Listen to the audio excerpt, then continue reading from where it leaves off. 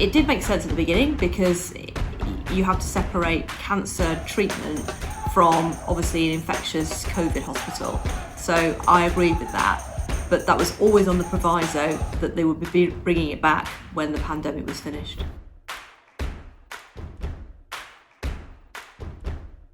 And the reason that I know that and can say that with a fair degree of accuracy is because they actually started surveying the staff who worked in the site there to gauge their views about what did they think about the services actually staying in Kidderminster.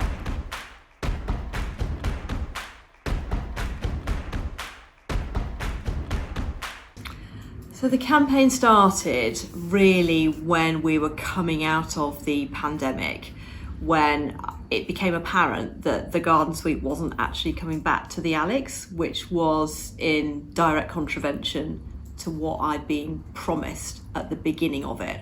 And it did make sense at the beginning because you have to separate cancer treatment from obviously an infectious COVID hospital. So I agreed with that.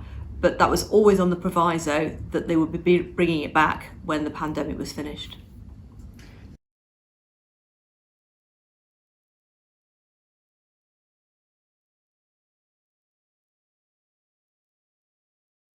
Yeah, so the meetings I had with the acute trust bosses, obviously I keep in regular touch with them, and it became quite clear that there was a change in their position.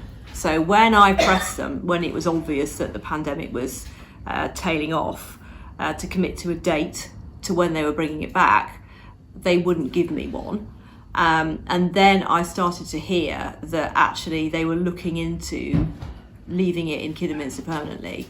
And the reason that I know that and can say that with a fair degree of accuracy is because they actually started surveying the staff who worked in the site there, to gauge their views about what did they think about the services actually staying in Kidderminster.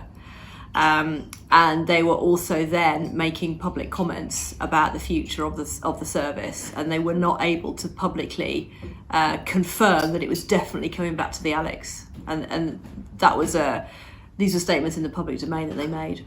I strongly welcome the £3.3 billion of investment that he's provided today for the NHS. So can he confirm that there is really no financial or funding reasons for the Trust not to return these services back to Redditch where they're so desperately needed?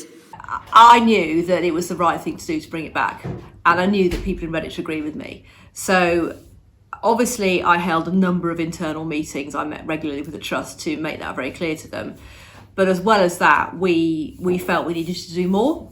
So I created a petition and I distributed that widely across the town, and we've just received overwhelming support for that. In the end, over 8,000 people signed that petition. If you think this service should come back to Redditch, which I firmly believe, then please will you sign my petition. And on top of that, I asked people who were using the services to write to me and get in touch with me. And I had so many people tell me their personal stories. They were either themselves, they were cancer patients, or else they were caring for cancer patients. And the impact on them was just huge, because we're talking about people who are already very sick and are having to travel a long way to Kidderminster. It's not a convenient place to get to if you live in Redditch. If you don't necessarily have access to a car, you're relying on public transport or a taxi, it's a huge inconvenience. And I know of people who had to miss work and lose money because they were taking a family member to get treatment. I know of people who really struggled and found it extremely hard. And I just think it's wrong that when you're undergoing life-saving treatment, you should have all that stress on top of you as well. So I gathered all that evidence and I presented that to the Trust. And that was the real starting point for my campaign.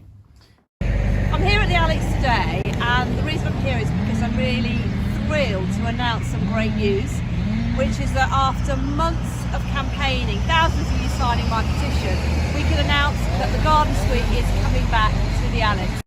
Obviously that's brilliant. Really pleased that they really performed this sort of U-turn and said, okay, we accept that we should be bringing it back. Its home is at the Alex, and by the way, that's not taking anything away from Kidderminster, because they will continue to have a service there for their local patients. That's fine, but we needed it back in Redditch. So I was delighted, but of course the next question was when. And that was, again, when we started to get into tricky territory, because they just wouldn't give me a date. And they would sort of come up with one obstacle after another, and it would be, okay, well, we're going through a board meeting or an assessment, or we need to look at the building, because they'd repurposed the actual space for something else. And so I realised that we needed to step up the pressure again. We have secured the return of the Garden Suite, and what's more, we've got an actual date for it.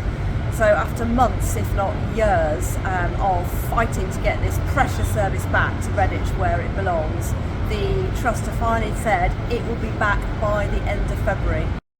I didn't believe it, really, I have to say, because before we'd got to this point, what they'd been telling me was that, yes, they'd agreed to bring it back, but they kept moving the goalposts. So they would give me, and I can't, some of the dates, it changed so much. I actually can't remember all different dates they gave me, but it was a long way in the future.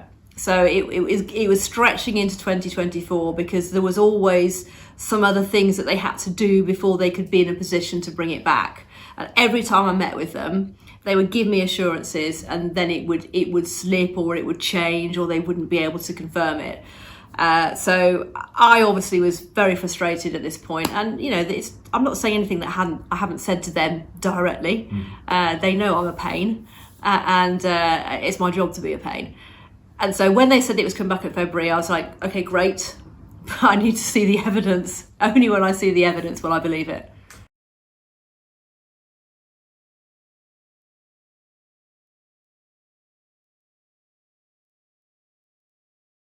Yeah, I mean, credit where it's due. They did bring it back when they said they were going to, finally. So thank you. That was the first thing. I felt grateful that they had actually stuck to their promise. But I think mostly I felt that it was a team effort. I know that they had to pull together a lot of their own staff and colleagues at the site to make it happen. So I was grateful that they did that, and they responded to public opinion. But my overwhelming feeling was just, this is amazing for patients. It's what I'm in this job to do, is to really fight for what's right. And it was right that this service came back to Redditch. And I have had, so how many emails have we had? It's really a lot, isn't it? It's dozens and dozens and dozens. And they're coming in all the time, and people are saying, this has just made a huge difference to me or someone in my family. So it's quite emotional, really, when you actually get those emails and think, yeah, that was a good day's work.